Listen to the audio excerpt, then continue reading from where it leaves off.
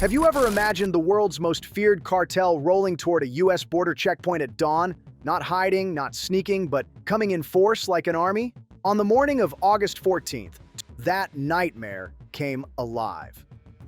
At exactly 6:35 a.m., the Sinaloa Cartel launched what they thought would be a decisive cross-border raid. But what they didn't know was that, for weeks, Navy SEALs and the U.S. Air Force had been waiting for them, their ambush engineered to the second. Sinaloa had been bleeding. A series of U.S.-Mexican joint raids in early August had captured labs in Sonora, burned tons of precursor chemicals, and killed 2 regional commanders. Retaliation was inevitable. But this time, instead of a bomb in a border town or an assassination in Culiacan, Sinaloa wanted spectacle. Their target, Checkpoint Echo 27, a fortified crossing near the Arizona-Sonora border. If they could smash through Echo 27, destroy its radar station, and cripple its communications, the cartel could open a new fentanyl corridor straight into Phoenix. Even more importantly, they could humiliate Washington, prove to their rivals that Sinaloa was not a gang, but a war machine. And so, the order went out. Mobilize an armored convoy for a dawn strike. At 5:40 a.m., in the scrublands 15 kilometers south of the line, engines rumbled to life. 37 vehicles rolled into formation. 4 armored command SUVs, steel-plated and bullet-resistant, carrying cartel commanders and comms rigs. 12 cargo trucks, each packed with narcotics worth hundreds of millions. 15 gun trucks and modified SUVs, bristling with mounted .50 caliber machine guns, PKMS, and RPG tubes. 6 technicals, open-back trucks with ZU-23 anti-aircraft guns and FN-6 shoulder-fired missiles meant to swat American drones and helicopters from the sky. On board, nearly 280 fighters, a mix of Sinaloa sicarios, Colombian mercenaries, and deserters from Mexican Special Police. They carried M4s, AK-103s, belt-fed machine guns, and Chinese-made radios, encrypted to cartel frequencies. The convoy commander believed the timing was perfect. Strike at dawn, when shadows stretched long and optics struggled. Strike with overwhelming speed. Smash through Echo 27 in 15 minutes, then vanish back across the desert before U.S. reinforcements could arrive. They didn't know every detail of their plan was already compromised. For over a year, the Department of Defense's Border Threat Analysis Center had been mapping Sinaloa's movements.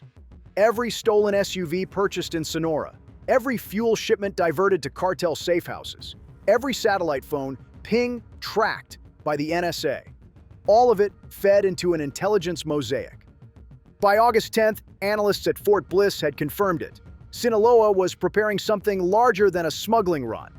Their signals showed rehearsals, encrypted chatter about Dia Negro, Black Day, and vehicle modifications consistent with armored convoys. The trap was authorized immediately. 4 Navy SEAL sniper teams were deployed into the hills, flanking Echo 27, carrying suppressed Mk-13 rifles, Barrett .50 cals, and laser designator kits. Their mission: eliminate the convoy's command vehicles in the opening seconds, then pick apart gunners and drivers to sow chaos. Air Force assets moved into silent orbit above. MQ-9 Reapers and RQ-170 Sentinels circled at high altitude, cloaked from radar, transmitting every detail of the convoy's staging area. Further overhead, 2 F-35A strike fighters loitered just beyond Mexican radar coverage, loaded with GBU-39 precision bombs and guided missiles. And on standby at Davis-Monthan Air Base, an AC-130J gunship sat fueled, its 105mm howitzer waiting for the call. On the ground, Delta Force operators concealed claymore mines and spike belts along the road leading into Echo 27. Combat engineers buried seismic and magnetic sensors under the sand, each one feeding into a hardened bunker less than 20 miles away. For 72 hours, the Americans waited. No patrol drones, no helicopters, nothing to tip their hand. To the cartel's scouts, the desert looked dead. To the SEALs, every coyote's movement, every gust of wind, every tire track was logged in silence. At 6:29 a.m., the first seismic trigger pulsed. The convoy was moving. In the command bunker, lights flickered green across the screen. 37 vehicles confirmed. Speed, 40 kilometers per hour. Heading, north-northwest, directly toward Echo 27. Target convoy entering Zone Bravo, the operations officer said flatly. On the ridges, SEAL spotters pressed eyes to their scopes. They could see the heat shimmering off engines, the faint dust plume trailing the lead SUV. Each sniper already had a list: Vehicle 1, Vehicle 2, Vehicle 3, Vehicle 4, Vehicle 5, Vehicle 6, Vehicle 7, Vehicle 8, Vehicle 9, Vehicle 1037, and the Central Command truck. Kill those, and the convoy would choke in its own confusion. At 6:31, Air Force controllers whispered final confirmations into headsets. Reaper drones adjusted their banks, cameras fixed on the column.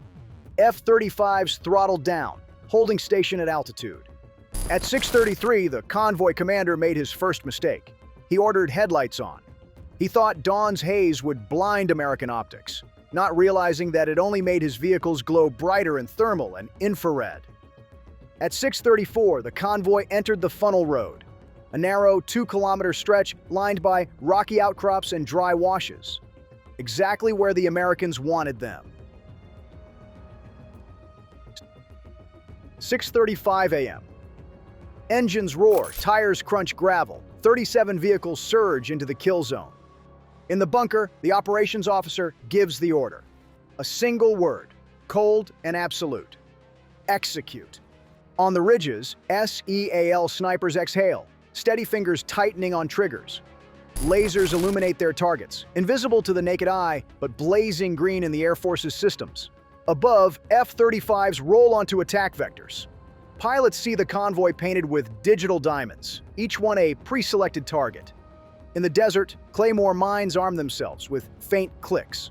Spike belts rise silently from beneath the sand. The cartel still thinks they are hunters, still believes they own the battlefield. In 60 seconds, they will know the truth. The desert is alive. And at 6:35 a.m., it is about to kill. 6:35 a.m.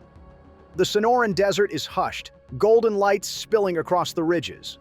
37 vehicles, bristling with weapons, rumble north in tight formation. The cartel believes they own the morning. They are wrong. The order has been given: execute. The first strike doesn't come from the ground, but from the air.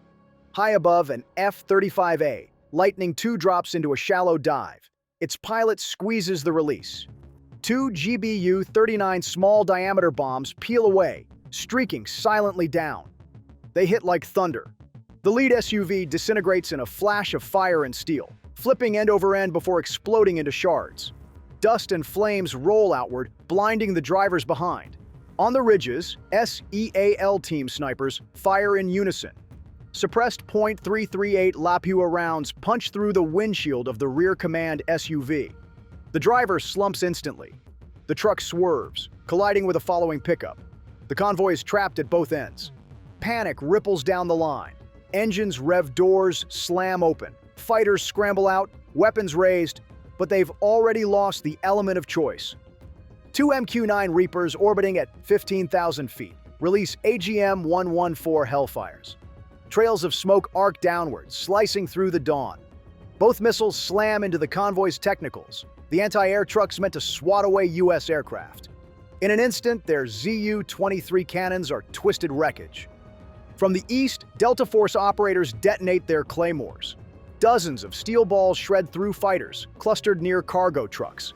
Survivors scream, scrambling for cover behind burning vehicles. Across the western ridge, another SEAL sniper squeezes the trigger of his Barrett. A .50 caliber round vaporizes the gunner of a mounted PKM. His weapon clatters uselessly to the dirt. The convoy is blind, bleeding, and boxed in. The convoy commander screams into a handheld radio, ordering his men to push forward, but his signals never reach them. REAPX jamming systems, deployed miles away, flood the spectrum with static. His orders dissolve into noise. Meanwhile, Air Force combat controllers on the ridge call in a precision strike package. From the north, an AC-130J Ghost Rider rolls into position. Its side hatch opens, the great 105mm howitzer slamming back as it fires. The shell arcs perfectly, landing dead center in the convoy's heart. A cargo truck erupts in a rolling fireball, sending crates of narcotics flying skyward. Cartel fighters scatter, coughing and blinded by smoke. Some return fire wildly at the ridges. Others try to regroup near the command SUVs. It doesn't matter. They're already targeted. At ground level, Delta operators sweep forward with M4 carbines, firing in controlled bursts. Every muzzle flash from the convoy draws immediate counterfire. From the south, a Marine Raider detachment launches Carl Gustaf anti-armor rockets. One missile streaks into a technical, the blast hurling it sideways into the desert scrub. Another rocket rips open a cargo container, fentanyl powder bursting out like white smoke before igniting in toxic flames. Above, Reaper drones adjust their optics, locking onto fighters attempting to flee into the brush. Hellfires fall like spears, striking them before they can even leave the road. The battlefield is alive with fire, dust, and shockwaves. Every second adds to the chaos. The convoy is collapsing. Vehicles burn in heaps. Fighters choke on smoke and dust. Dozens lie motionless, cut down by overlapping sniper fire. A few still resist. One gun truck, its roof-mounted DSHK intact, unleashes a barrage at the ridges. The heavy machine gun hammers, tracers arching toward the SEALs. It lasts less than 5 seconds. A javelin missile arcs high, then slams into the truck. The explosion is deafening, scattering wreckage across the road. Others drop their weapons. Hands raised, they stumble forward into U.S. custody. But many try to run. Their silhouettes glow bright in thermal optics. Rangers waiting on the perimeter open fire. None make it far. 6:41 a.m. 6 minutes after the first strike, the battlefield is unrecognizable. The lead and rear vehicles burn like torches. Cargo trucks are craters of twisted steel. Black smoke curls hundreds of feet into the air, visible from miles away. SEALs hold their scopes steady, searching for stragglers. Delta Force secures the road, shouting commands in Spanish as they drag survivors out. Air Force drones hover, ensuring no reinforcements approach from across the border. And then, silence. No gunfire, no engines. Only the hiss of flames and the crackle of destroyed vehicles. The ambush is complete. The perfect trap has sprung. But the operation is far from over. In the next 3 hours, U.S. forces will secure every prisoner, catalog every weapon, exploit captured laptops, radios, and hard drives, destroy narcotics stockpiles, ensuring nothing can be recovered, broadcast a message to Sinaloa and every rival. No one crosses the line without consequence. The strike is over. Now begins the dismantling. 6:41 a.m. The desert is unrecognizable. Flames rise in jagged pillars from shattered SUVs. Black smoke twists skyward, blotting out the dawn. What was once a confident convoy of 37 vehicles has been transformed into a scrapyard of twisted steel and broken men in just 6 minutes. But this ambush isn't finished. The Americans know that destroying the convoy is only the first step. The real work begins now. Control, exploitation, and eradication. 6:50 a.m. SEALs and Delta Force sweep forward from their ridge positions. Rifles at the ready, they move vehicle to vehicle. Survivors are pulled out, zip-tied, and dragged into holding pens behind Bradley fighting vehicles. Some cartel fighters drop their rifles and beg in Spanish for mercy. Others try to play dead, faces pressed into the dirt, but heartbeat sensors sweep them up. Thermal drones scan the ground for faint body heat. Every attempt to hide is exposed. By 7:15, 57 survivors kneel in the dirt under heavy guard. Many are burned, bloodied, or stunned into silence. Several wear tattoos marking them as veteran sicarios. 2 are identified on site as mid-tier commanders, known by their code names El Cuervo and Toro. Meanwhile, combat engineers move through the wreckage, probing for unexploded ordnance. Directional mines and claymores that didn't detonate are disarmed. Seismic sensors are shut down. The kill box is now safe for exploitation. Above, MQ-9 Reapers remain on station, circling like vultures, their infrared eyes scanning every ridge and ravine for fleeing fighters. At 7:22, 3 heat signatures are spotted 800 meters south, crawling through brush. Rangers intercept within minutes. The fugitives surrender without firing a shot. The trap is no longer a battlefield. It is a prison. Hour 2, Intelligence Goldmine. 7:40 a.m. The shift begins from combat to intelligence. Every piece of wreckage is a puzzle piece, every body a potential lead. Rangers photograph and catalog each destroyed truck, Analysts count at least 2.1 tons of fentanyl destroyed or captured. Cargo containers lie split open, their contents scattered across the sand, some burning, some intact. The air smells of chemicals, acrid and choking. Delta operators search the convoy commander's SUV. Inside, they find 2 hardened laptops, encrypted sat phones, and a bundle of handwritten notebooks. These are rushed to a secure transport, destined for Fort Meade for decryption. SEALs recover flash drives taped beneath the seat. A quick scan shows spreadsheets of names, routes, and coded transfers. Intelligence officers grin. This isn't just a convoy destroyed. It's the cartel's veins and arteries mapped out in black and white. Prisoners are interrogated on site by Spanish-speaking intel specialists. Some sneer and stay silent. Others crack almost immediately, terrified by the sight of their obliterated convoy. Names spill out: safe houses in Nogales, a warehouse in Hermosillo, a corrupt colonel in Chihuahua City. Every word is logged, cross-referenced, and transmitted back to analysts in Texas. At 8:10, biometric scanners confirm a shocking catch. One of the survivors is Rafael El Gato Lucero, a senior logistics commander with a $7 million US bounty. His capture alone makes the operation a success. By the end of the second hour, the Americans realize this ambush is more than tactical victory. It's an intelligence jackpot. Hour 3, erasure, 8:30 a.m. With the kill zone secure and intelligence collected, it's time for the final phase, erasure. Nothing can be left behind for the cartel to salvage. Combat engineers set demolition charges inside half-destroyed SUVs. At 8:42, synchronized explosions echo across the valley, reducing steel carcasses to molten rubble.